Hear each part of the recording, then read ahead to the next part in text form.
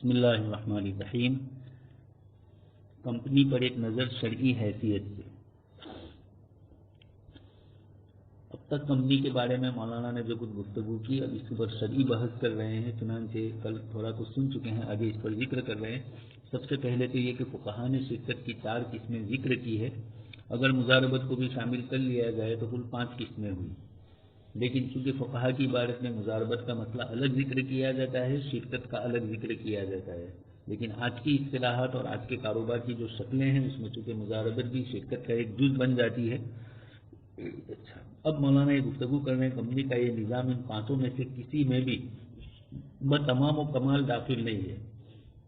یعنی فقہائے کرام نے جو شرکت کی 4 اقسام اور مزاربت ان ملا کر 5 کی جو مسائل ذکر کیے ہیں اور ان کی جو صورت بتلائی ہے کہ اس کو مزاربت کہتے ہیں، اس کو شرکت عنان کہتے ہیں، اس کو شرکت مفاوضہ کہتے ہیں، اس ترتیب سے دیکھنے جائیں تو ان میں سے کسی میں مکمل طور پر صادق نہیں آ رہی اس کی تعریف شیئر کمپنی کی جو.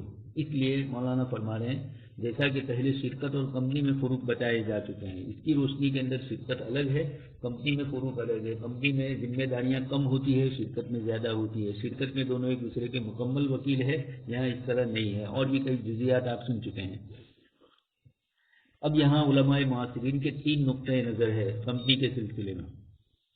ایک یہ کہ چونکہ شرعاً شرکت ان 5 قسموں میں منحصر ہے اور کمپنی ان میں سے کسی میں بھی بتمام و کمال داخل نہیں ہے، لہذا یہ جائز نہیں. یہ عصر حاضر میں ایسے بہت سے پرانی سوچ والے علماء ہیں جو بیچارے محض، جیسے کل میں نے آپ کو کہا تھا، محض کسی چیز کا نام دیکھ کر بھڑک اٹھتے ہیں. حالانکہ وہ حضرت تھانوی رحمۃ اللہ علیہ کے سامنے یہ مسئلہ آیا، وہ حکیم الامت تھے. انہوں نے شرکت کے کمپنی کے سلسلے کی پوری تحقیقات کروائی اور جب تحقیقات معلوم ہو گئی تو اس کی روشنی میں حضرت نے اس کے جواز کی گنجائش کی. یعنی کمپنی شرعی طور پر جائز ہے اگر وہ شرعی اصول اور ضابطوں کی رعایت کر کے شہر کاروبار کرتی ہے. چنانچہ جن حضرات نصوص سے کوئی چیز منحصر ہے، اگر نصوص میں ہے کہ اتنی ہی قسمیں ہیں، آیت اور حدیث شریف سے کوئی چیز ثابت ہوتی تب تو یقینی بات ہے کہ ان میں انحصار کرنا پڑتا ہے کہ شرعی انحصار ہے. اسی لیے آپ سن چکے ہیں استقراء ہے، اور استقراء بھی کس درجے کا ہے اس کو سوچا جائے تو یہاں یہ 5 قسمیں جو کی گئی یہ فقہا کی طرف سے ہے، اپنے زمانے کے کاروبار کو دیکھ کر اور شریعت کے اصول اور ضابطوں کو مد نظر رکھ کر. اس لیے اس نقطۂ نظر کی بنیاد پر اتنا نہیں ہے، یہ کافی نہیں ہے. کتاب و سنت کی نصوص کی مخالفت ہو رہی ہو تو یقیناً وہ پھر جائز نہیں ہوگا. دوسرا نقطۂ نظر بتلاتے ہیں محض اس بنا پر کہ کمپنی ان 5 قسموں میں داخل نہیں ہے، اس کو ناجائز نہیں کہا جا سکتا. چنانچہ خود مولانا فرما رہے ہیں اس لیے کہ فقہائے کرام نے جو اقسام ذکر کی وہ منسوخ نہیں ہے، بلکہ فقہائے نے شرکت کی مروجہ صورتوں کا استقراء کر کے اس کی روشنی میں تقسیم فرمائی. پھر کسی نظم میں یا فقہا کے کلام میں کہیں یہ تصریح نہیں ہے کہ جو صورت ان اقسام سے خارج ہوگی وہ جائز نہیں ہوگی.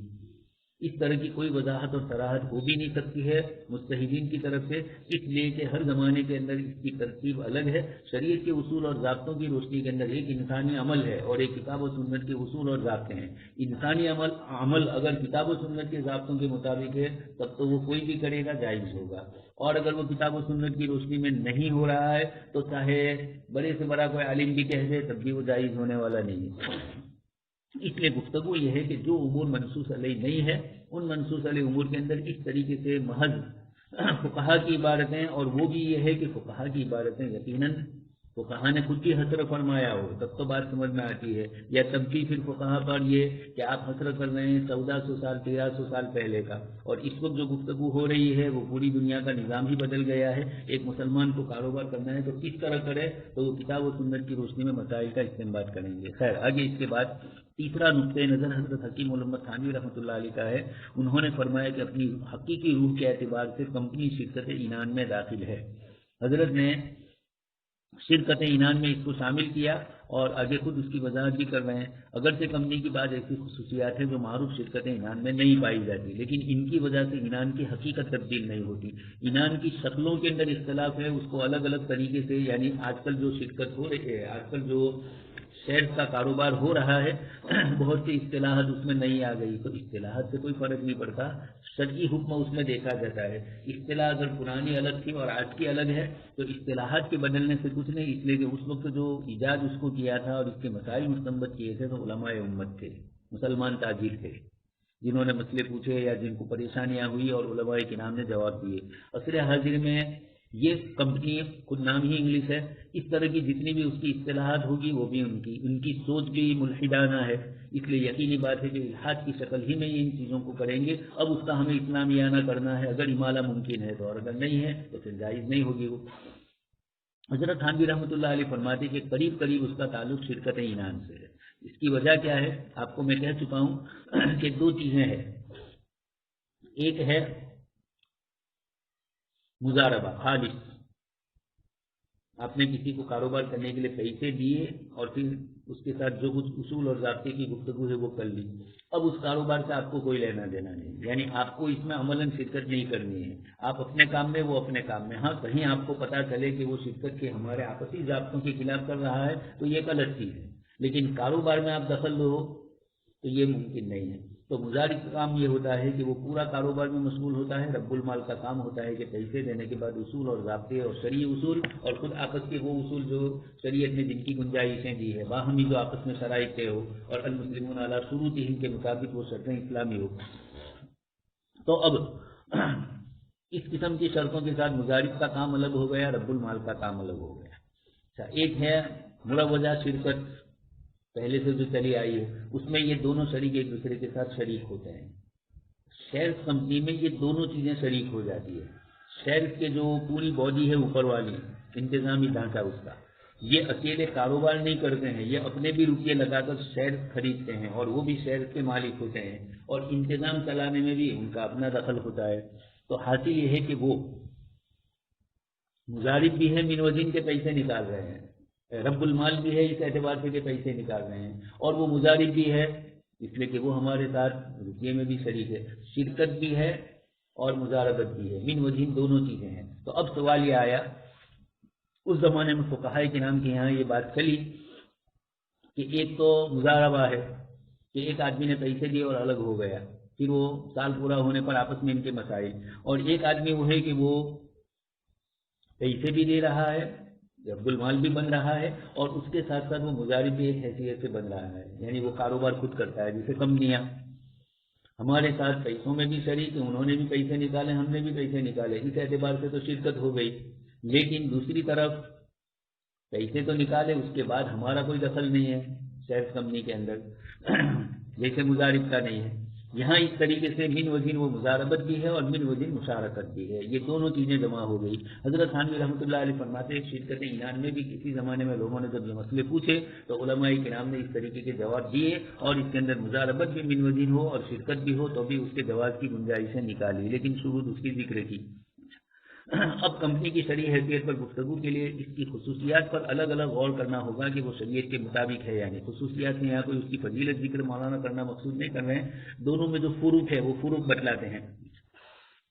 ان خصوصیات میں سے اکثر انتظامی نوعیت کی ہے جو شرعاً قابل اعتراض نہیں. انتظامی نوعیت میں بھی اگر اس طرح کی آ گئی کہ جس میں سود اور دوسری اس قسم کی چیزوں کی آمیزش ہو جاتی ہے یا سود فاسد ہوتی ہے تو مولانا اس پر بھی گفتگو کریں گے آگے، لیکن عمومی طور پر فرماتے ہیں کہ ایسا نہیں ہے. اکثر جو ان کی خصوصیات ہیں وہ انتظامی نوعیت کی. اس زمانے میں اس طرح کے تصورات نہیں تھے اور آج کے زمانے میں ہے. اس زمانے میں ایک آدمی دوسرے کو روپیہ دے دیتا تھا، وہ کاروبار کرتا تھا، اس کو کمپنی نہیں کہا جاتا تھا. آج کل کمپنی وہی کر رہی ہے. دو مشارک آپس کے اندر جس طریقے سے کاروبار کرتے تھے، یہاں یہ ہمارے ساتھ مشارک بھی بن رہے ہیں، اس لیے کہ ان کے پیسے بھی ہمارے ساتھ لگے ہوئے ہیں اور ان کا عمل بھی لگا ہوا ہے. تو مضاربت بھی ہے، مشارکت بھی ہے.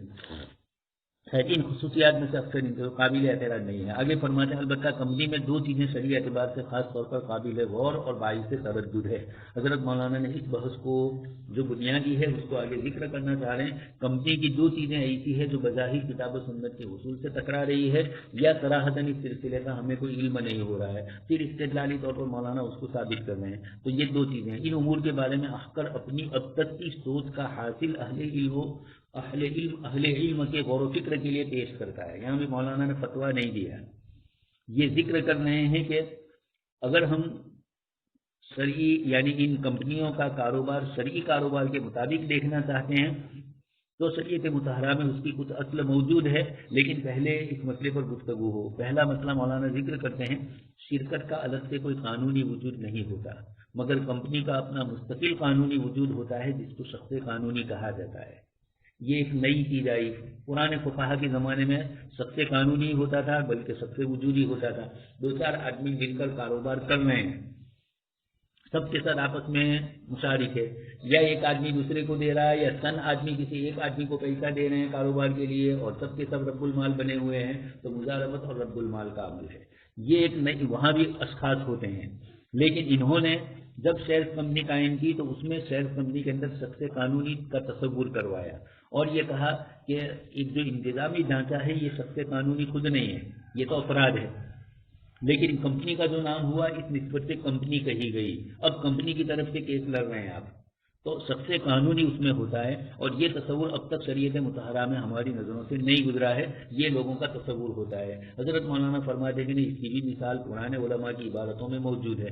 اب سوال یہ ہے کہ سب سے قانونی کا تصور شرعاً درست ہے یا نہیں ہے. یہ جو نئی اصطلاح کمپنی والوں نے وجود میں لائے وہ اور اس کو سب سے قانونی کہہ کر عملاً بھی یہ کیا, اگرچہ سب سے قانونی بول رہے ہیں, لیکن آپ جانتے ہیں کہ کمپنی کے اوپر اگر کوئی روپیے پیسے کا مسئلہ ہے تو کمپنی کے پاس سے وصول کیا جائے گا, مراد کمپنی کے افراد ہی کے روپیے اس میں جائیں گے. اسی طرح پیسہ آئے گا کسی کے ساتھ کیس لڑ کر, تب بھی پیسہ آئے گا تو کمپنی ہی میں جائے گا. البتہ اگر جیل میں جانے کی بات ہوئی کمپنی کے ڈائریکٹر کی, تو اس حساب سے کہ انہوں نے خود حکومت کے قانون کے خلاف کوئی چیز کی ہے یا حکومت نے جو قانون تجارت کے لیے وضع کیے ہیں ان کے مطابق نہیں کیا اور اب وہ جا رہے ہیں, تو من وجہ کا تصور یہی ہے کہ اب یہاں سب سے قانونی نہیں آئے گا. کمپنی کوئی وجود ہی نہیں رکھتی ہے اپنا کہ کمپنی کو جیل میں لے جائے. یہ تو غیر ذویل ارواح ایک مانوی چیز ہے, معنویات میں سے ہے, اعراض میں سے ہے. آگے مولانا اس پر گفتگو کرتے ہیں. جائزہ لینے سے ایسا معلوم ہو رہا ہے کہ شریعت میں وہ سب سے قانونی کی اصطلاح موجود نہیں ہے فقہاء متقدمین کے یہاں, لیکن مثالیں اس طرح کی چیز بیٹھ رہی ہے جس میں سب سے قانونی کہا جا سکتا ہے. چنانچہ حضرت مولانا چند مثالیں دے رہے ہیں. اسی میں پہلی مثال شخص قانونی کے نظائر. وقف, آپ کو میں نے کہا تھا مسجد والے, مسجد کی کوئی جائیداد ہے, کسی کو کرائے پر دی ہے تو مسجد مجیر ہوئی اور وہ لوگ مستاجر ہوئے, لیکن مسجد ذاتی طور پر بولا یہی جائے گا کہ مسجد کی ملکت ہے, وقف کی ملکت ہے یہ بولا جائے گا. کسی شخص کی ملکت اس کو نہیں کہا جائے گا اور ہے بھی نہیں. وہ کیس لڑنے جائیں گے تو ابھی یہ نہیں کہیں گے کہ میں لڑ رہا ہوں, بلکہ میں مسجد کی طرف سے وکیل بن کے لڑ رہا ہوں, مسجد کی طرف سے نمائندہ ہونے کی حیثیت سے, متولی ہونے کی حیثیت سے. تو وقف کے مسائل میں ایسی مثالیں ملتی ہیں جہاں ایک شخص قانونی کا تصور ہوتا ہے, مگر حقیقت میں ایک شخص قانونی ہے, اس لیے کہ وقف مالک ہوتا ہے. مسجد یا وقف کو چندہ دیا جائے یا اور کوئی چیز دی جائے تو یہ چندہ یا دیگر عطیات وقف نہیں ہوتے جب تک اس کے وقف ہونے کی تصریح نہ کی جائے, بلکہ وقف کے مملوک ہوتے ہیں اور وقف ان کا مالک ہوتا ہے. جب وقف کی تصریح کر دی تو خیر یہ ایک دوسری گفتگو ہے. حضرت تھانوی نے اس کو امداد الفتاوی میں ذکر کی ہے. چندے کی آنے والی جو رقومات ہے اس کو کس درجے میں سمجھا جائے, وہ وقف کی آمدنی کے لیے آ رہی ہے لیکن آ رہی ہے چندے کی حیثیت سے, لوگ اپنی طرف سے رضاکارانہ دے رہے ہیں, تو آیا اس کی حیثیت وقف کی سمجھی جائے یا کب وقف کی سمجھی جائے؟ چندے میں اور وقف میں کیا فرق ہے؟ حضرت تھانوی رحمۃ اللہ علیہ نے کچھ مثالیں دے کر اس کو سمجھایا ہے اور بھی دوسرے حضرات نے بھی اس کو ذکر کیا ہے. خیر یہاں گفتگو یہ ہے کہ ایک شخص جس طریقے سے کچھ چیزوں کا مالک ہوتا ہے, کچھ چیزوں کا اختیار رکھتا ہے اور کچھ چیزیں اس کے ذمے آتی ہے, بعین ہی شخص قانونی پر بھی اس طرح کی چیزیں آتی ہے. اور جو چیزیں شخص قانونی پر آتی ہے وقف میں جب ہم غور کرتے ہیں تو وقف میں بھی اس طریقے کی کچھ چیزیں ہوتی ہے. مثال دی, وقف مالک ہوگا, ٹرسٹ مالک ہوگا, وقف دائن بھی ہوگا. کوئی شخص وقف کی زمین کرائے پر لیتا ہے تو یہ وقف کا دین ہوا اور وقف دائن ہوا. ایسے بیچ تو نہیں سکتے ہیں, اس لیے یہاں یہ مثال تو نہیں آئے گی. شیئر کمپنی کے اندر بیچنے کا بھی مسئلہ آتا ہے لیکن وقف لا یباح, اس کو بیچا نہیں جا سکتا, لیکن کم سے کم یہ ہے کہ اس کا کرایہ. اب ایک آدمی کو مسجد کی دکان دی, مسجد کے کھیت دیے کرائے پر, اب اس کے سال پورا ہوا اس نے نہیں دیا تو آپ یہ کہیں گے کہ اس پر قرضہ ہے. کس کا قرضہ ہے؟ تو مسجد کا. مسجد کی زمین اس نے استعمال کی ہے یعنی کرائے پر لی ہے, انتفاع حاصل کیا ہے, اور مسجد کی زمین کا بھی اس کے پاس سے کرایہ لینا ہے, دکانوں والوں کے پاس سے دکان کا کرایہ لینا ہے مسجد کی. تو یہ معلوم ہو رہا ہے کہ وقف کے سلسلے میں یہ جو الفاظ بولے جا رہے ہیں یہ بیعینی وہی ہے جو سخت قانونی کے لیے بولے جاتے ہیں. اچھا, اسی طرح وقف مدیون بھی ہوگا. اگر مثلا کوئی شخص وقف کا ملازم ہے, اس کی تنخواہ باقی ہے, امام صاحب کی تنخواہیں باقی ہے، مدرسے جو اوقات میں سے ہیں ان کے اساتذہ کی تنخواہ باقی ہے، تو یہ وقف کی ہمارے ذمہ دین ہوا، مسجد کمیٹی کے ذمہ دین ہوا۔ مسجد کمیٹی جیب سے نہیں نکالے گی، مسجد ہی سے نکالے گی یا لوگوں سے چندے کی درخواست کریں گے، تو معلوم یہ ہوگا کہ ان کے ذمہ یہ مقروض بھی ہوتا ہے وقف، کہ اتنے لاکھوں روپئے انہوں نے ملازمین کو رکھے ہیں، ابھی ان کی تنخواہ نہیں دی ہے، تو یہ قرض ہوا۔ عدالت میں مقدمہ ہو تو وقف مدعی اور مدعا علیہ ہو سکتا ہے، لیکن وہی اشخاص آئیں گے، وقف ذاتی طور پر تو وجود نہیں رکھتا ہے، جیسا آپ منطق میں پڑھ چکے ہیں اصطلاح ما ہوا کہ انسان کا وجود نہیں ہے، انسان ایک فہم ہے، ایک سمجھنے کی چیز ہے، حیوان ناطق۔ ہاں، افراد انسانی خارج میں وجود رکھتے ہیں، اور انسان تو ایک مفہوم ہے جو حیوان ناطق اس کا مفہوم ہے۔ اب جن افراد میں یہ صفت پائی گئی، ما ہوا، ان کی ماہیت پائی گئی، تو پھر وہ حیوان بنے گا، انسان بنے گا، جو آپ سن چکے ہیں اس طرح کی مثالیں منطق میں، یہاں پر بھی اس طرح ہوگا۔ تو وقف مدعی مدعا علیہ ہوگا، متولی اس کی نمائندگی کرے گا، یا یہ لوگ جن کو وکیل بنائیں گے وہ وکیل نمائندگی کرے گا۔ مالک ہونا، دائن ہونا، مدیون ہونا، مدعی ہونا، مدعا علیہ ہونا، یہ انسانی شخص کے اوصاف ہے۔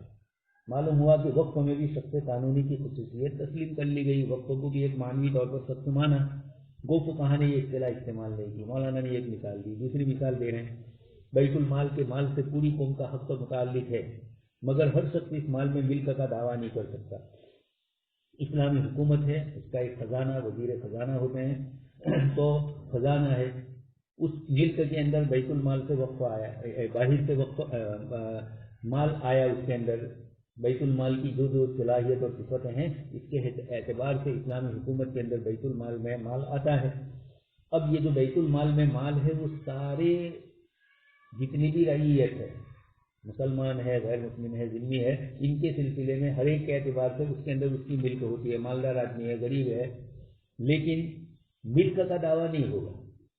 اگر ایک آدمی مستحق ہوا وقف کی ملکیت کا، اگر بیت المال کے مال کا، وہ گیا امام کے پاس اور اپنی کیفیت پیش کی، اور امام نے بیت المال میں سے اس کے خزانچی کو یا جو اس کے ذمہ دار حضرات ہیں ان کو کہا کہ بھئی یہ مستحق ہے، ان کے لیے دیا جائے، اب اس کو مل رہا ہے، تو قانونی طور پر اس کو مل رہا ہے، اور شرعی نقطۂ نظر سے اس کا مالک کون؟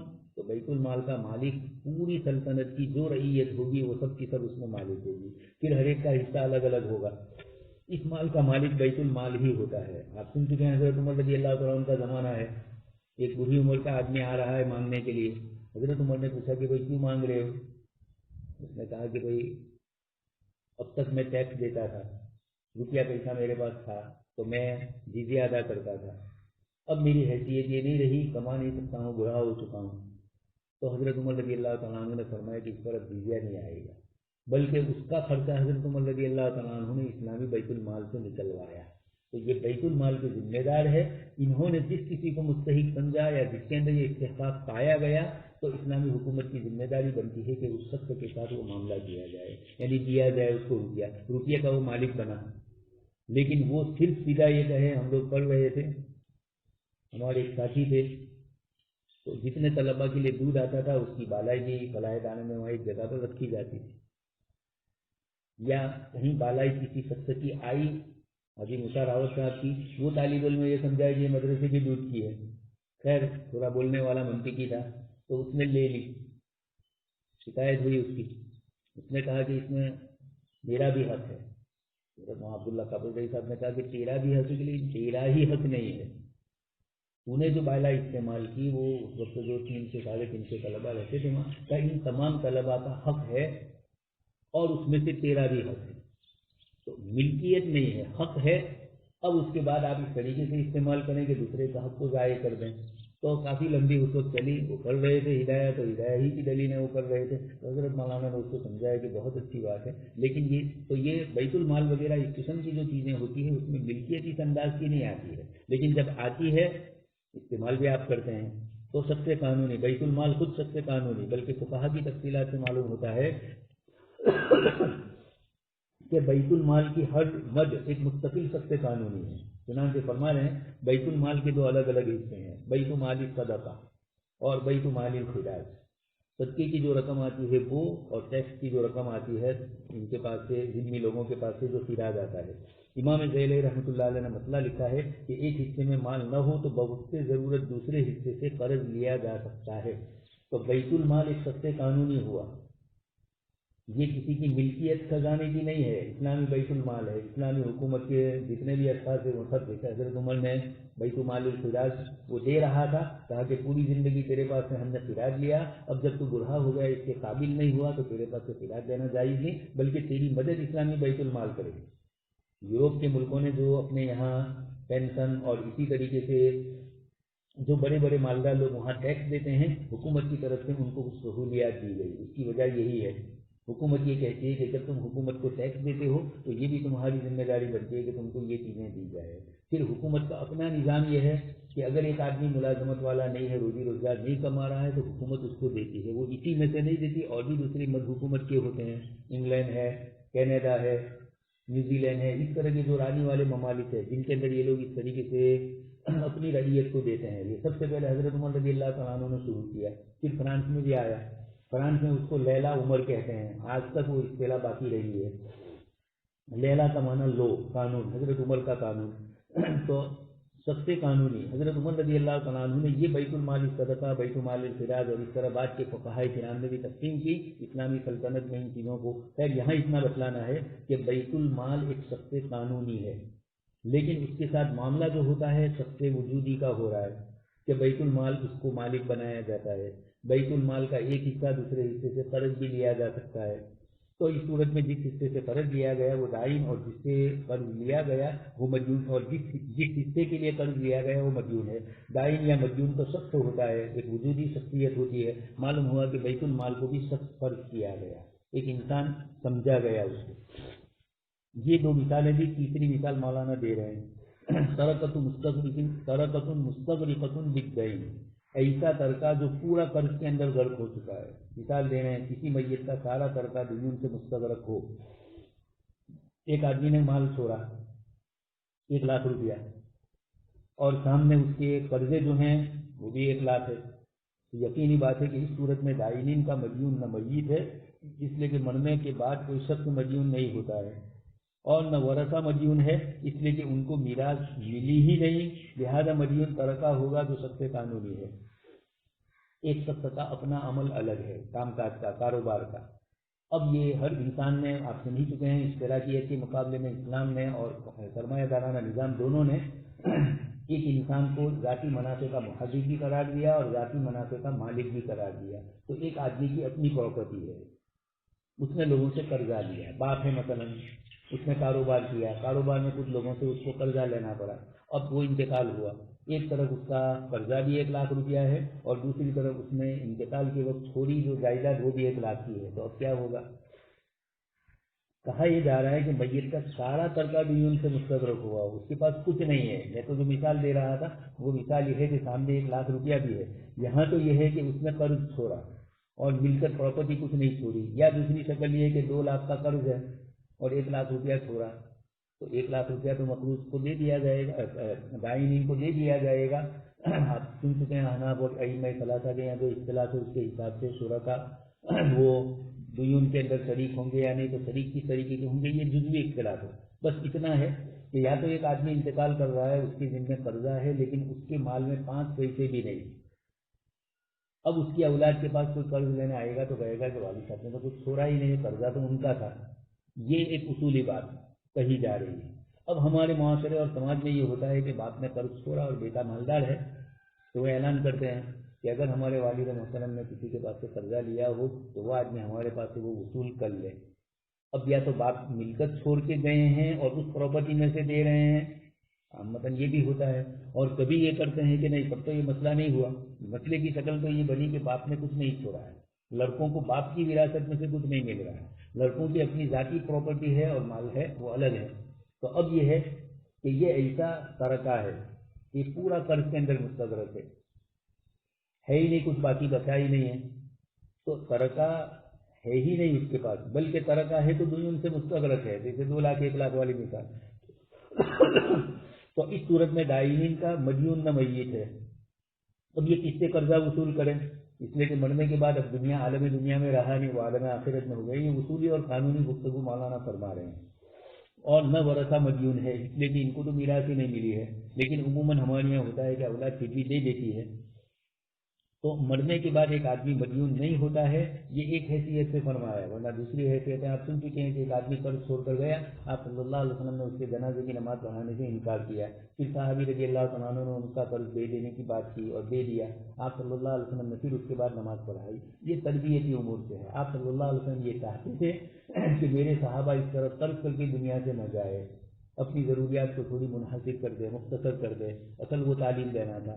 اور ایک آدمی نے کسی سے قرض لیا اور اس حال میں دنیا سے گیا کہ اس کا قرض ادا نہیں ہوا، تو آپ صلی اللہ علیہ وسلم نے اس پر بھی فرمایا۔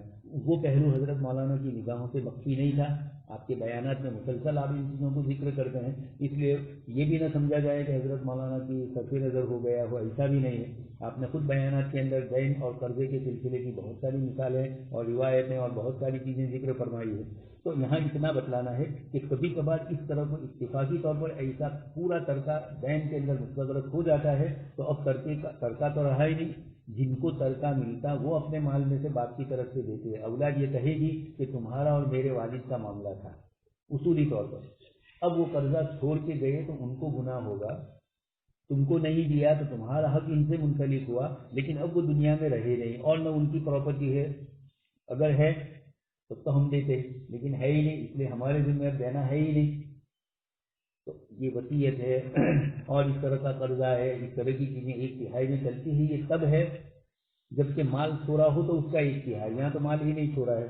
تو یہ ایک مثال سمجھانے کے لیے مولانا فرماتے ہیں کہ ایسے موقع پر مدیون ترکہ ہوگا، اور ترکہ سب سے قانونی ہے، اس کا وجود نہیں ہے خارج کے اندر، وہ تو آدمی کے مال کی شکل میں آتا ہے، یہاں چھوڑا نہیں ہے۔ چوتھی مثال دے رہے ہیں خلقت الشیء، مولانا فرما بھی نہیں کہ اس مثال کا تعلق احناف کے مذہب سے نہیں ہے، لیکن چونکہ سیلز کمپنی کا کاروبار صرف احناف ہی نہیں کر رہے ہیں، طواف مالکیہ وغیرہ کر رہے ہیں، حنابلہ سبھی کے یہاں ہو رہا ہے۔ دوسری بات یہ کہ مولانا اسلامی فقہ اکیڈمی جدہ کے ان سیمیناروں کے اندر تشریف لے جاتے تھے، اور وہاں جو سوال ہوتے تھے وہ ایک حنفی مسلک کے اعتبار سے نہیں ہوتے تھے، اپنے اپنے مسالک ذکر کرتے تھے ضرور، مولانا کے سارے مقالے آپ دیکھ رہے ہیں، احناف کے یہاں یہ ہے، طوافی کے یہاں یہ ہے، مالکیہ کے یہاں یہ ہے، لیکن یہ ہے کہ جب کسی کے یہاں گنجائش ہے تب تو کوئی اشکال نہیں ہے، گنجائش نہیں ہے تو دوسرے مسلک سے پھر اس قسم کی چیزوں میں گنجائش نکالی جاتی ہے اور دوسرے مسلک پر فتویٰ دیا جاتا ہے۔ حضرت مولانا یہ مثال اس لیے پیش کرتے ہیں کہ دوسرے فقہا کے یہاں بھی تو یہ مثال ملتی ہے، ہمارے یہاں 3 مثالیں دی، تو ان کی بھی ایک چوتھی مثال لے کر بتلایا کہ چاہے وہ احناف کے یہاں نہیں ہے لیکن دیگر فقہا کے یہاں ہے، اور اس قسم کے مسائل میں دیگر فقہا کی آراء کا بھی اعتبار کیا جاتا ہے۔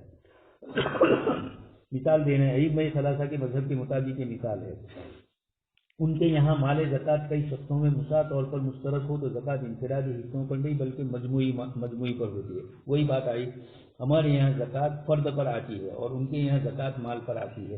اب جب چند آدمی شریک ہو گئے کسی مال میں تو زکوٰۃ مشترکہ آئی، کئی شخصوں میں مساع طور پر مشترک ہے تو انفرادی حصوں پر نہیں آئے گی، ان کے یہاں مجموعی۔ اسی لیے آپ دیکھیں گے کہ کمپنی اگر ان کے شیئر کی زکوٰۃ اگر وہ حکومت کی کمپنی ہے یعنی حکومت کے ماتحت ہے اور حکومت پہلے سے ہی ان کے پاس سے لے رہی ہے، یہ الگ بات ہے کہ اموال ظاہرہ اموال باطنہ کی زکوٰۃ کے سلسلے میں پاکستان میں مسئلہ کھڑا ہوا مرحوم ضیاء الحق رحمۃ اللہ علیہ کے زمانے میں،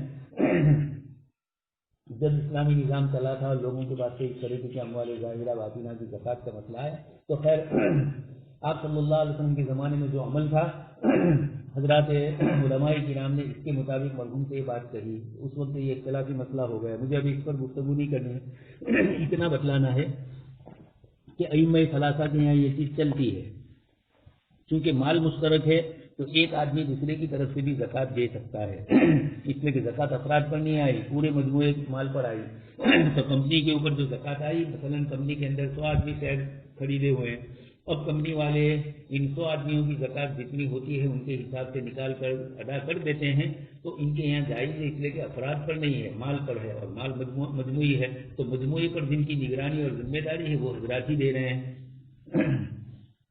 معلوم ہوا کہ ائمہ ثلاثہ کے یہاں مجموعہ ایک شخص قانونی ہے، اب یقینی بات ہے مال کا مجموعہ یہ کوئی خارج میں وجود نہیں رکھتا ہے، یہ تو مال کی شکل میں ہے اور مال تقسیم نہیں ہوا ہے، اجتماعی طور پر ہے، اس لیے یہ پورے کے پورے سب کے ساتھ اس کا تعلق ہوا۔ یہاں یہ بات یاد رکھنے کے قابل ہے کہ خلقۃ السیوع اور کمپنی کے نظام میں یہ فرق ہے. خلقۃ السیوع میں ائمہ ثلاثہ کے یہاں مجموعے پر زکوٰۃ ہوتی ہے، پھر ہر شریک کی انفرادی ملکیت پر زکوٰۃ نہیں ہوتی ہے. اس لیے آپ پڑھیں گے ان کے یہاں مسائل ہے. حکومت بھی زکوٰۃ دے دیتی ہے، کاروبار کرنے والے افراد جن کو ذمہ دار بناتے ہیں کمپنی کو، وہ بھی زکوٰۃ دے دیتی ہے.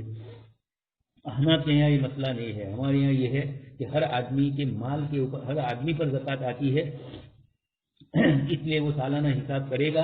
اس کی ملکت کے اندر الگ الگ قسم کی چیزیں ہیں، زمین جائیداد وغیرہ ہے، اور کوئی کاروبار ہے، اور اسی طرح شیئرز بھی ہے، اس کے کھیتی باڑی ہے اس کی.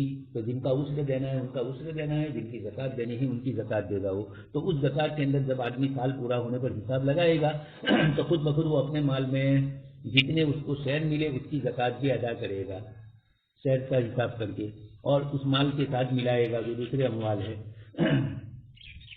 اس کا اعتبار ہوتا ہے. کمپنی کے نظام میں کمپنی پر الگ ٹیکس ہوتا ہے اور شیئر ہولڈر پر الگ ٹیکس ہوتا ہے. یہ بھی ایک الگ بات ہے. کمپنی کے اندر کمپنی کے نظام میں ٹیکس آئے گا، وہ کمپنی پر مجموعی طور پر آئے گا، اور شیئر ہولڈر کی اپنی اتنا روپیہ ہو گیا ہے جو قابل ٹیکس ہے تو اس کے اوپر بھی ٹیکس آئے گا، لمبے چوڑے اس کے اگر ہے تو. ان فقہا کے یہاں لیکن ایسا نہیں ہے. ان کے یہاں کمپنی کے نظام پر ہی زکوٰۃ آئے گی، شیئر ہولڈر پر الگ نہیں آئے گی. احناف کے یہاں ہر آدمی کا اپنا حق ہے، اس لیے جتنا مال اس کا ہے، جتنے اس کو شیئر کا ڈویڈنڈ ملا یا شیئر کی جو قیمتیں ہیں اس کے حساب سے اس کو زکوٰۃ دینی ہے. مشینریاں وغیرہ ہے تو پھر وہاں مسئلہ دوسرا آتا ہے، اس کی آمدنی کے اوپر زکوٰۃ آتی ہے. ان نظائر سے یہ 4 مثالیں دی. مولانا نے یہ فرمانا چاہتے ہیں کہ شخص قانونی کا تصور فی نفسہ ہی کوئی ناجائز تصور نہیں ہے اور نہ فقہ اسلامی کے لیے کوئی اجنبی تصور ہے. البتہ یہ اصطلاح جو آئی شخص قانونی کی یہ الگ ہے، یعنی گویا شخص قانونی کا جو ایک اصطلاح کر کے اس کا مفہوم مراد لیا گیا، یہ مفہوم تو پایا جاتا تھا ہر زمانے میں، یہ 4 مثالوں میں پایا گیا، لیکن نام اس کا اس طرح نہیں تھا. اور عصر حاضر میں جب کمپنیاں وجود میں آئی تو کمپنیوں نے کہا کہ ہم اکیلے اپنے اوپر کیوں کمپنی کا ڈائریکٹر یہ اکیلے کیوں بال لے لیں، جبکہ کمپنی میں اس کے اکیلے کا حصہ نہیں ہے. تو انہوں نے کمپنی کو شخص قانونی کا ایک وجودی تصور دیا، ایک معنوی تصور دیا، اور اس کا نام شخص قانونی رکھا، اور پھر اس کے ساتھ معاملہ شخص قانونی کی طرح کیا، شخص وجودی کی طرح کیا کہ اس کے اوپر مدیون، دین، قرض وغیرہ جو کچھ مثال آپ سن چکے وہ سب اس پر آ رہی. یہاں حضرت مولانا کا جو ایک ان 4 مثالوں کے ذریعے پہلے تو شیئر کمپنی کا تجزیہ کرنا، یہ ساری جزیات ہمارے سامنے نقل کر کے حضرت کے سامنے جب ایک آدمی کسی چیز میں مسلسل رکھتا ہے تو اس کے ما لہا وما علیہا جانتا ہے. تو ایک تو حضرت نے پوری کمپنی کے تصورات کے سلسلے میں جو کچھ باتیں ذکر کی یہ ہم لوگوں کے لیے نہیں ہے. دوسری بات، جو چیزیں قابل اعتراض جیسے کہ شخص قانونی قابل اعتراض، پھر آگے محدود ذمہ داری قابل اعتراض، حضرت مولانا نے اس پر تفصیلی گفتگو فرمائی. پہلے تو یعنی کچھ حضرات نے یہ کہا کہ کسی طرح شیئر کو جائز کرنے کے لیے شخص قانونی کے سلسلے میں آپ نے یہ فرمایا تو جو آدمی نیت میں اس کی کھوٹ ہوتی اور صرف مسئلے کے اعتبار سے وہ یہ کہتا ہے کہ نہیں یہی عمل ہے، تو حضرت مولانا یہ مثالیں کیوں دیتے، یعنی یہ سوال ہی کیوں اٹھاتے کہ شیئر کمپنی کے اندر جو سب سے پہلے قابل اعتراض چیز ہے وہ قانون شخصی کا مسئلہ ہے. حضرت مولانا نے اعتراض اٹھایا اس لیے کہ اخلاص کے ساتھ آپ اس کا جواب دینا چاہ رہے تھے. اگر نہ ملتا تو آپ انکار کرتے سب سے قانونی کا وجود نہیں ہے، لیکن فہم کے اعتبار سے، معنویت کے اعتبار سے اس طرح کے تصورات، بلکہ کئی مثالیں اس کی آ سکتی ہے. حضرت مولانا نے 4 مثال دے کر ہم نے سمجھایا کہ فقہی ذخیرے کے اندر معاملات، معاشرات وغیرہ اس قسم کے مسائل کے اندر یہ چیزیں آتی ہیں آپس میں، اس اعتبار سے ایک تصور اس کا پایا جاتا ہے. اس لیے اب شخص قانونی کے اعتبار سے کوئی اعتراض کرے اگر شیئر کمپنی کے اوپر، تو حضرت مولانا نے فرمایا کہ اس کا وجود اسلامی نقطۂ نظر سے پایا جاتا ہے. فقہائے متقدمین کی مثالوں میں بھی ہے. مثالوں میں اس کے اصطلاحی تعریف وہ نہیں بتلائی گئی اس لیے کہ ہر زمانے کے اعتبار سے الگ الگ چیز ہوتی ہے. خیر، آگے دوسرا ایک مسئلہ آتا ہے کمپنی کی دوسری جو کمزوری ہے محدود ذمہ داری والی، شرعی اعتبار سے قابل غور ہے. لمیٹیڈ اور لیبلٹی جو پائی جاتی ہے، محدود ذمہ داری، جس کی تشریح سے بیان کی جا چکی ہے. وہ تشریح جو آئی تھی وہ نفس مسئلہ بتلانے نفس کاروبار میں یہ کس طرح ہوتا ہے وہ سمجھانے کے لیے آیا تھا. اب یہاں حضرت مولانا اس کی شرعی حیثیت کو واضح فرما رہے ہیں. اس میں جہاں تک شیئر ہولڈر کی محدود ذمہ داری کا تعلق ہے تو شرعی نقطۂ نظر سے ایک نظیر موجود ہے. اس کی مثال دے رہے ہیں. اس لیے کہ جب تک رب المال مضارب کو دوسروں سے قرض لینے کی اجازت نہ دے، مضاربت میں بھی رب المال کی ذمہ داری اس کے سرمایہ تک محدود ہوتی ہے. چنانچہ اگر رب المال نے مضارب کو سرمایہ دیا اور مزید قرض لینے کی اجازت نہیں دی تو پھر کاروبار کے نتیجے میں مضارب پر دیون واجب ہو گئے، تو ایسی صورت میں رب المال کا زیادہ سے زیادہ اس کے سرمایہ کی حد تک نقصان ہوگا. اس سے زیادہ کا رب المال سے مطالبہ نہیں ہوگا، بلکہ اس سے زیادہ کا ذمہ دار مضارب ہوگا، کیونکہ اس نے رب المال کی اجازت کے بغیر قرضے لیے ہیں، اس لیے وہی اس کا ذمہ دار ہو. ایسے ہی شیئر ہولڈر جو خود عمل نہ کر رہا ہو تو اس کی ذمہ داری کے محدود ہونے کی شرط مضاربت کے اصول پر صحیح معلوم ہوتی ہے. دوسرا مسئلہ آتا ہے کہ آپ نے شیئر خریدے، اب اس کے بعد اگر کمپنی کو کھوٹ گئی یا کمپنی میں کوئی مسئلہ پیدا ہوا تو شیئر ہولڈر کتنا ذمہ دار ہوتا ہے. اس پر بحث کی دو چیزیں ہیں شیئر ہولڈر میں. ایک تو خود شیئر ہولڈر کی ذمہ داری نفع نقصان کی، اور ایک ہوتی ہے رب المال کی بھی ذمہ داری. ہم نے رب المال کو کچھ ذمہ داری دی اور اب اس نے ہمارے اصول کے مطابق عمل کیا اور کوئی کھوٹ گئی اس کو، تو سب سے پہلے آپ جانتے ہیں مضاربت کے اندر نفع کو پہلے جو آپس میں پہلے ملا ہو وہ نفع دونوں ادا کر دیں گے. اس کے اندر اپنی طرف سے دونوں اپنی فیصد کے حساب سے نفع نکالیں گے اگلا جو ہوا ہے وہ، اور اس نفع کی اتنی مقدار سے اگر بھرپائی ہو جاتی ہے نقصان کی اور کاروبار اپنی جگہ پر بحال رہتا ہے تو دونوں اپنے نفع میں سے اتنا نکالتے ہیں. اور اگر دونوں کے نفع میں سے کافی نہیں ہے تو پھر اس کے بعد آپ جانتے ہیں کہ رب المال کے پیسوں میں سے اس کو رب المال کو ذمہ دار بنایا جائے گا. مضارب کو ذمہ دار اگر اس کی طرف سے تعدی نہیں ہوئی ہے تو مضارب کو ذمہ دار نہیں بنایا جائے گا. مثلا نفع ہوا ہے 50,000 اور کھوٹ گئی ہے 70,000، تو 50,000 جو دونوں کو نفع ہوا ہے اس میں سے اپنے اپنے فیصد کے اعتبار سے 50,000 روپئے یہ دونوں ادا کر دیں گے اس کھوٹ کے اندر. باقی 20,000 بچے اس میں بھی ان کے فیصد کے اعتبار سے یہ دونوں نکالیں گے. لیکن اب یہاں یہ مسئلہ نہیں آیا. آپ جانتے ہیں کہ نکالنا کس کے ذمہ ہوگا اگر استہلاک نہیں ہے مضارب کی طرف سے، بلکہ عام معمولات کے مطابق تجارت کی لیکن اچانک کھوٹ گئی، اس کا دخل نہیں ہے اس کھوٹ کے اندر، تو اب یہ جو 20,000 روپئے کھوٹ گئی وہ رب المال کو ادا کرنا ہے. یہ آپ مسئلہ سن چکے ہیں. کیوں؟ شریعت مطہرہ نے مضارب کو کام کا ذمہ دار بنایا. اب یہ انصاف کا تقاضا نہیں ہے کہ ایک آدمی نے پورے سال محنت کی اور محنت کرنے کے باوجود اس کو اس کا پھل نہیں مل پایا، تو آپ یہ کرو بلکہ کھوٹ گئی تو آپ اس کے ذمے کھوٹ بھی ڈالو اور بیچارے نے سال بھر جو محنت کی وہ محنت بھی رائے گا گئی، تو اس کو تو محنت کا کوئی صلہ نہیں ملا اور اس کے بدلے میں اپنی جیب میں سے روپیہ نکالنا پڑا. دو نقصان ہوئے، جیب سے روپیہ نکالنا اور اس محنت کا کوئی عوض نہ ملنا.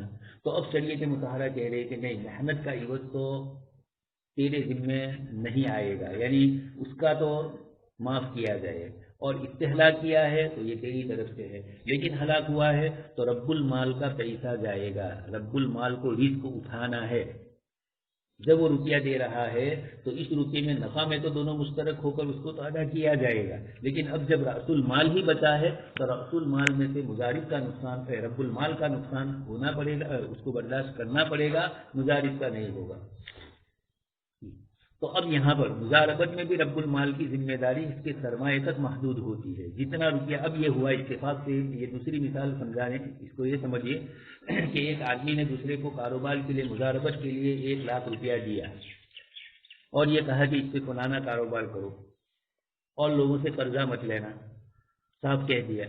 لیکن مضارب نے دیکھا کہ رب المال نے تو 1,00,000 روپیہ دیا ہے اور اس کاروبار میں اس نے دوسروں کے پاس سے 1,00,000 روپیہ اور قرض لیا، 2,00,000 کا کاروبار کرنا شروع کیا، اتفاق سے کھوٹ گئی. اب اس کو جو کھوٹ گئی تو کتنی کھوٹ ہوگی؟ رب المال اور مضارب نے جتنے روپیے، یعنی مثلا وہ تو مضاربت کر رہا ہے، اب اس میں کاروبار کے اندر 2.5 لاکھ روپیہ نقصان ہوا، مثال کے طور پر سمجھ لیجیے. اب یہ 2.5 لاکھ ہوا تو جو لوگ دوسرے تھے جن کے پیسے انہوں نے جن سے قرض لیا تھا وہ رب المال کے پاس آئے اور یہ کہے کہ دیکھیے یہ آپ کا مزاری ہے، آپ نے اس سے کاروبار شروع کروایا، ہم نے اس کو قرضہ دیا اس لیے ہمارا قرضہ پہلے ادا کرے. تو وہ یہ کہیں گے کہ دیکھیے میں نے یعنی اس رب المال نے 1 لاکھ روپیہ دیا ہے، باقی دوسروں نے 1.5 لاکھ دیا ہے. وہ کہے گا کہ میں اپنے 1 لاکھ روپیے جو میں نے اس کو دیے ہیں اس کے اندر جتنا فیصد میرا نفع کا ہے اس کے حساب سے میرا نفع اس میں سے کٹے گا پہلے، اور پھر یا تو رأس المال میرا کٹے گا. تو 1 لاکھ کا میں ذمہ دار ہوں، اس نے 10 لاکھ روپے کا قرضہ کیا ہے تو یہ سب میرے ذمہ نہیں ہوگا، رب المال کے ذمہ وہی چیز آئے گی جو اس نے کہی تھی. اگر رب المال اجازت دے دے اس کو تو پھر کچھ فقہائے کرام نے فرمایا کہ رب المال کی اجازت جب اس کو ملی ہے کہ بھئی تم کر سکتے ہو، جیسے آگے حضرت مولانا مثال دیں گے، غلام کو تجارت کی اجازت دی تو عبد ہے اور اس کے باوجود آپ نے اجازت دی، تو آپ کے ساتھ تو اجازت آپ نے دی لیکن لوگوں کو معلوم ہے کہ وہ آپ کا غلام ہے اور اب وہ لوگوں کے ساتھ کاروبار کر رہا ہے اور غلام کسی چیز کا مالک نہیں. ادھر آپ نے اس کی اجازت طلب کر لی کہ اب سے تم کاروبار مت کرنا، اب جو کچھ پڑا ہوا ہے اس میں کیا ہو تو آگے اس پر بھی وضاحت آئے گی. خیر، تو رب المال وہ 1 لاکھ روپے جو اس نے دیے ہیں اسی کا ذمہ دار، اس سے زیادہ کا ذمہ دار مضارب ہوگا. لوگ آئیں گے کہیں گے کہ آپ کے غلام نے یہ کیا، تو کہا یہ غلام نے کیا لیکن میں نہیں جان سکتا، آپ نے کیوں اس کو اجازت دی؟ تو رب المال پر اس لیے آئی آقا پر کہ اس نے اجازت دی تبھی تو وہ کاروبار کر رہا ہے اور لوگوں کو اسی بنیاد پر پتہ چلا کہ یہ کاروبار کر رہا ہے تو اجازت دی، اس لیے وہ اپنے حصے کے اعتبار سے ذمہ دار ہوگا. دوسرے حصے کے اعتبار سے جس نے کاروبار میں اس کے ساتھ شرکت کی، قرضہ دیا، اس کو اس چیز کو سمجھنا تھا، پوچھنا تھا اس کو کہ بھائی آپ کاروبار کرتے ہو تو آپ آزاد ہو یا غلام ہو، آزادی ہے تو آزادی کا پروانہ بتلاؤ، اس طرح کی باتیں کرتے ہو. یا غلام کے ذمے خود ضروری تھا کہ وہ سامنے والے کو کہے کہ دیکھیے میں کسی آقا کا غلام ہوں، اس نے مجھے کاروبار کی اجازت دی ہے، وہ اجازت نامہ یہ ہے اور اب میں کاروبار کر رہا ہوں. تو اب سامنے والا دیکھے گا کہ بھائی دیکھیے عقد معزون ہے لیکن آقا کس وقت اس سے اذن لے لیں تو کاروبار کرتے ہوئے سوچیں گے، اس کے ساتھ دھندا کرتے ہوئے. تو یہاں رب المال کو اس کی اجازت کے بغیر قرضے لیے اس لیے اس کا وہ ذمہ دار نہیں بنا. ایسے ہی شیئر ہولڈر جو خود عمل نہ کر رہا ہو اس کی ذمہ داری محدود ہونے کی شرط مضاربت کے اصول پر صحیح معلوم ہوتی ہے. لیکن تھوڑا فرق اتنا ہے کہ شیئر ہولڈر جو یہاں ہے یہ تو خود بیچارہ مضارب ہے، رب المال ہے، یہ مضارب نہیں ہے اور رب المال کی اجازت کے بغیر قرضہ لیا اس لیے وہی ذمہ دار. یہاں رب المال پیسہ دینے والا ہے اور مضارب جو ہے وہ رب المال نہیں ہے، شیئر ہولڈر رب المال نہیں ہے، شیئر ہولڈر رب المال ہے اور مضارب جو ہے وہ تو کمپنی ہے، وہ کمپنی ذمہ دار نہ ہو یا رب المال ذمہ دار نہ ہو، دونوں الگ الگ حیثیت اور اعتبار سے ہوگا. البتہ یہاں یہ شبہ ہو سکتا ہے کہ تقریباً تمام کمپنیوں کے ٹیکس میں یہ بات درج ہوتی ہے تعارف نامے میں کہ کمپنی ضرورت کے مواقع پر بینکوں سے قرض وغیرہ لے سکے گی اور جو لوگ کمپنی کے شیئر ہولڈر بنتے ہیں ان کو یہ بات معلوم ہوتی ہے. لہٰذا جب وہ ٹیکس کو دیکھ کر کمپنی کے حصے دار بنتے ہیں تو ان کی طرف سے گویا معنوی اجازت ہے کہ کاروبار کے لیے قرض لیا جا سکتا ہے. اور جب رب المال مضارب کو قرض کی اجازت دے دے تو اس کی ذمہ داری محدود نہیں رہتی. اس طرح یہاں بھی ذمہ داری محدود نہ ہونے کا تصور کیا جائے اس لیے کہ کمپنی نے جب یہ سب چیزیں لکھی ہے. لیکن اس شبے کا جواب یہ ہو سکتا ہے کہ پراسپیکٹ میں ہی یہ بات بھی درج ہے. یہی مسئلہ کرتا ہے حضرت مفتی جمع صاحب رحمۃ اللہ علیہ کو میں نے یہی پوچھا پڑھنے کے زمانے میں کہ جب ہم کسی کمپنی کا شیئر خریدتے ہیں تو ہمیں معلوم ہے کہ کمپنی کے اندر کاروبار میں کچھ چیزیں سودی بھی ہوتی ہے لین دین کی، اور ہمارے یہاں مسئلہ ہے کہ وکیل کا عمل یہ موکل کا عمل ہے. وکیل کا کوئی کام غلط شریعت کے خلاف دیکھ رہا ہے موکل اور اس کے باوجود اس کو نہیں روک رہا ہے تو گویا موکل بھی اس گناہ میں شریک ہے. تو حضرت نے فرمایا کہ بات تو اصولی طور پر یہی ہے لیکن چونکہ یہاں ذمہ داری محدود ہوتی ہے اور پہلے سے اس طرح کی گفتگو ہوتی ہے اس لیے علماء نے اس کے جواز کی گنجائش دی ہے. حضرت مفتی جمع صاحب رحمۃ اللہ علیہ نے بھی حضرت تھانوی رحمۃ اللہ علیہ کے اصول کے مطابق ہی جیسے مولانا تقی صاحب نے فرمایا اس طرح حضرت نے بھی وہی فرمایا تھا. کافی سال ہوئے، 36 سال ہو گئے. شیئر ہولڈر کی ذمہ داری محدود ہوگی جس کا مطلب یہ ہوا کہ حصے داروں کی طرف سے کمپنی کو قرض لینے کی اجازت اس شرط کے ساتھ ہوتی ہے کہ ہم پر ان قرضوں کی ذمہ داری لگائے ہوئے سرمایے سے زیادہ نہ ہو. اب جب शेयर होल्डर कोई कंपनी का शेयर खरीदता है और साल पूरा होने पर इसके पास इत्तला आती है कि ये कंपनी में इतना नफा हुआ, इतना नुकसान हुआ, कंपनी ने इतना कर्जा लिया, ये इस तरह की चीजें। तो अब जब इसका मतलब ये हुआ कि हिस्सेदारों की तरफ से कंपनी को कर्ज लेने की इजाजत इस शर्त के साथ हुई कि आपको इजाजत तो देते हैं हम, लेकिन इन कर्जों की जिम्मेदारी जो हमने सरमाया दिया इससे ज्यादा न हो। लिहाजा इसकी सही नजीर यह है कि रब्बुल माल मुजारिब को इस शर्त के साथ कर्ज लेने की इजाजत दे कि इसकी जिम्मेदारी वो खुद बर्दाश्त करे। यहाँ पर हम रब्बुल माल है और मुजारिब कंपनी है, और जब कंपनी के पास से कर्ज की इस तरह की गुफ्तगू होती है तो हम गोया कि ये कह रहे हैं कि हम इतने ही की जिम्मेदार है जितनी जिम्मेदारी हम बर्दाश्त करें। ये होता तो है, लेकिन अमली शक्ल के अंदर कंपनी इतनी बेवकूफ़ नहीं होती है। वो जब भी कारोबार करती है, जो कुछ खोट होती है, आपने बैलेंस शीट देख ली, उसके अंदर कंपनी जो कुछ नुकसान हुआ होगा वो भी साइड पे करेगी, जो नफा हुआ उसको रखेगी। कभी किसी साल कुछ नफा नहीं हुआ तो कुछ भी नहीं देगी आपको। इसलिए 100% बात यानी मुकम्मल मिसाल तस्वीर नहीं हो रही है। यहाँ कुछ न कुछ इस तरह की चीजें होती है। कंपनी के साथ का मामला अलग होता है और रब्बुल माल और मुजारिब का मामला बिन वजीन अलग होता है। वहाँ कंपनी की कुछ, इसीलिए आगे मौलाना वो भी गुफ्तगू करेंगे कि आप जानते हैं कि एक तो शिरकत है, एक मुजारबत है और एक शेयर खरीदने हैं। बेहतर शक्ल तो यही है कि आप मुजारबत पर कारोबार करें किसी से या शिरकत पर कारोबार करें। आप क्यों शेयर खरीद रहे हैं कंपनी के? लेकिन अब एक आदमी मजबूर है कि वैसे कारोबार के अंदर किसी तरह की ऐसी चीज नहीं है और कुछ रुपया पड़ा है तो अपने औलाद को मुस्तकबिल में काम आए, शादी के लिए, तालीम के लिए, तो इस बुनियाद के ऊपर वो शेयर खरीद लेते हैं।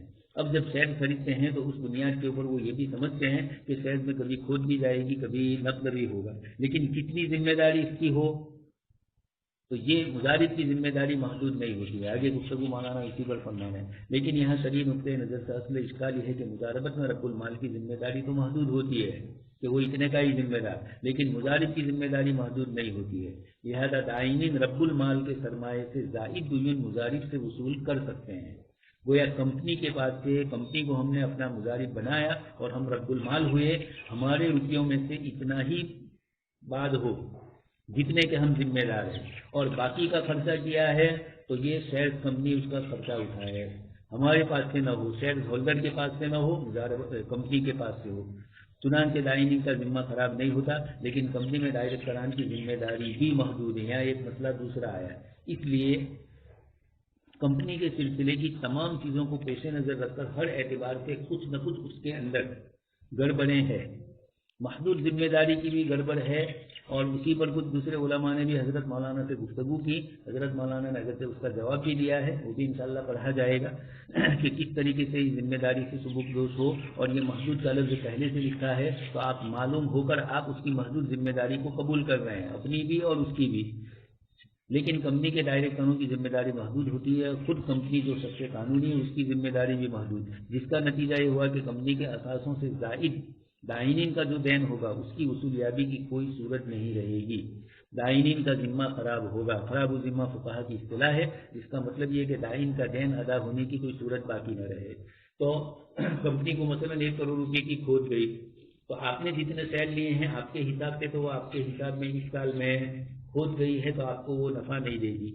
हो सकता है आपके रुपये में भी कुछ कमी कर ले, रुपये में कमी करने की शक्ल वहाँ ये नहीं होगी, इसलिए कि कंपनी थोड़ी आपसे शेयर लेगी, लेकिन खुद आपके शेयर की कीमत जब मार्केट में कम हो गई तो यही समझा गया कि आपने कंपनी के शेयर 10 रुपये में खरीदे थे, 15-20 रुपये में उसकी कीमत थी, आपने नहीं बेचे, और अब कंपनी के शेयर की कीमत 9 रुपये हो गई, खोट हो रही है कंपनी को। तो ये आपको अपने हिसाब से इतने 1-1 रुपये आपके जितने शेयर है इसके हिसाब से रब्बुल माल को, हर शेयर होल्डर को इसके हिसाब से अपने माल में से इतने की कमी समझनी पड़ेगी। लेकिन अब बाकी जो खर्चा खोट गई, एक तो आपने अपने रब्बुल माल ने अपने सरमाए से अदा की, कंपनी में भी जो लोग आपके साथ है तो कंपनी के डायरेक्टर, लेकिन वो खुद भी अगर कंपनी के अंदर हमारे साथ शेयर में खरीद है तो उनके जितने शेयर होंगे उसके हिसाब से उनको भी उसमें से निकालना होगा।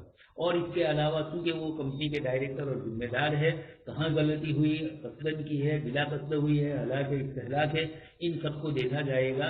लेकिन इसके बावजूद यहाँ वो भी महदूद जिम्मेदारी की बुनियाद पर हाथ ऊंचे कर देंगे तो नतीजतन दाइनीन को नुकसान होगा।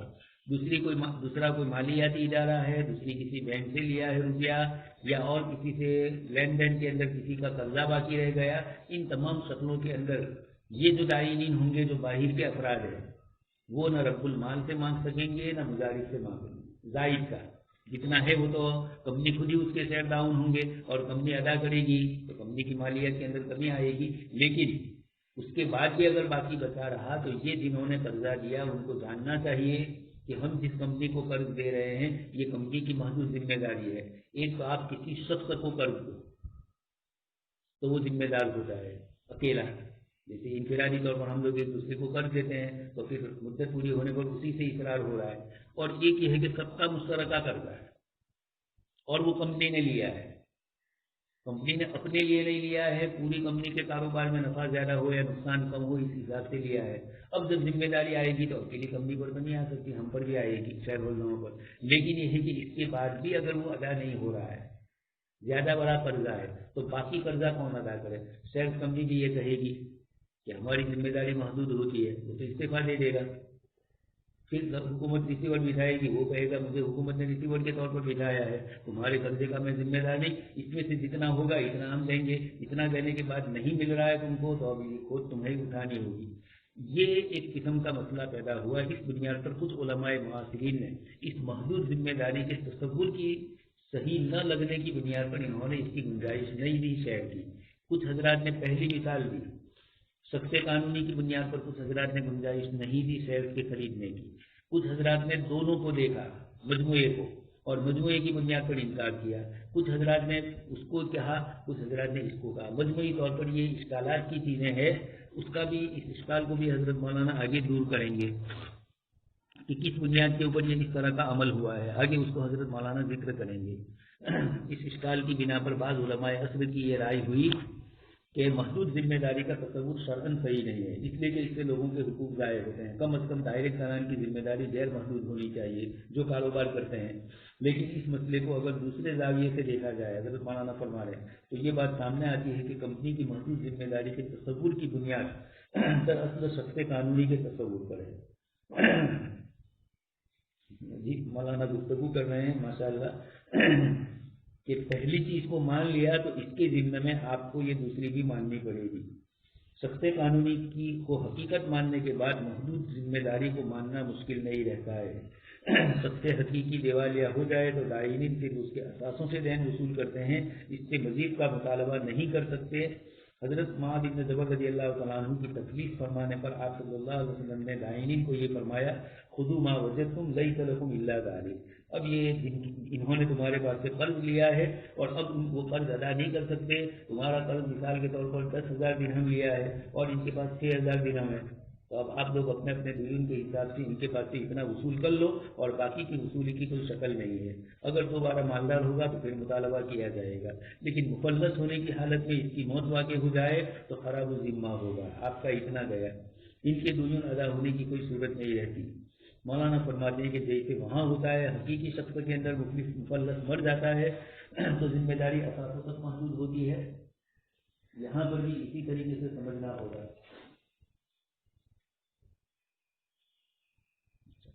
ان کے دیون ادا ہونے کی کوئی صورت نہیں. معلوم ہوا کہ شخص حقیقی اگر مفلس ہو کر مر جائے تو اس کی ذمہ داری اثاثوں تک محدود ہوتی ہے اور دائنین کا ذمہ خراب ہوتا ہے. کمپنی کو بھی جب سخت مان لیا تو یہ بھی اگر دیوالیہ ہو کر تحلیل ہو جائے تو اس کی ذمہ داری بھی اثاثوں تک محدود ہونی چاہیے، اس لیے کہ کمپنی کا تحلیل ہونا ہی اس کی موت ہے. کمپنی تحلیل ہو گئی اس لیے کہ کیا ہوگا، کمپنی کھوج میں جا رہی ہے، ڈائریکٹر حکومت کے پاس عرضی درخواست کرے گا جس شعبے سے متعلق ہے اور وہاں یہ کہے گا کہ دیکھیے ہماری کمپنی کھوج میں جا رہی ہے، آپ کچھ کیجیے. اب معلوم ہے کہ حکومت کیا کر سکتی ہے. اب کسی سے قرضہ لینا ہے تو جنہوں نے قرضے لمبے لیے اور ادا نہیں کر رہے ہیں تو ان سے مطالبہ کرنے کے لیے ریسیور بٹھایا جائے گا، کورٹ میں کیس چلے گا. لیکن کورٹ میں بھی آپ جانتے ہیں وہ کہے گا کہ میری آمدنی اتنی نہیں ہے، 1 کروڑ روپیہ وصول کرنا ہے اور حکومت طے کرے کہ ہر مہینے آپ کو 500 روپئے اس سے لینا ہے، تو کب وصول ہوگا؟ عمریں دور چاہیے اس کے لیے، ایسے لمبے قرضوں کے لیے. تو اس طریقے سے وہاں بھی ہوتا ہے. تو یہاں پر بھی یہ سمجھا جائے، خصوصاً جب کہ کمپنی کے ساتھ معاملہ کرنے والا یہ دیکھ کر معاملہ کرتا ہے یہ کمپنی لمیٹیڈ ہے، میرا حق صرف اثاثوں کی حد تک موجود. یہ خاص کر کے लिमिटेड कंपनियों के मसले हैं। वो कंपनियां जो आम होती है, जैसे अक्सर शेयर कंपनियां अमूमन वही होती है, इसलिए वहाँ खतरे कम होते हैं। यही वजह है कि लिमिटेड कंपनी के साथ लिमिटेड लिखना जरूरी है कि कंपनी की बैलेंस शीट भी शाये होती रहती है। कर्ज देने वाला बैलेंस शीट के जरिए से कंपनी का माली इस्तेमाल देखकर ही कर्ज देता है। गर्ज के जो शख्स भी लिमिटेड कंपनी से मामला करता है वो अला वजील बसीरत करता है, यानी लालच की बुनियाद पर आदमी ये करता है कि वो कंपनियों के शेयर नहीं मिल रहे हैं तो कभी किसी प्राइवेट लिमिटेड कंपनी के साथ भी मामला कर लेता है। लिमिटेड कंपनी के साथ जब मामला करो तो लिमिटेड के कानून और उसूल अलग है। हासिल ये निकला कि दो शख्स वजूदी, दो आदमी आपस में जब कारोबार करते हैं और उसके अंदर एक दूसरे के हुकूक मुताल्लिक होते हैं, शख्स कानूनी में 100% इस तरह के नहीं है।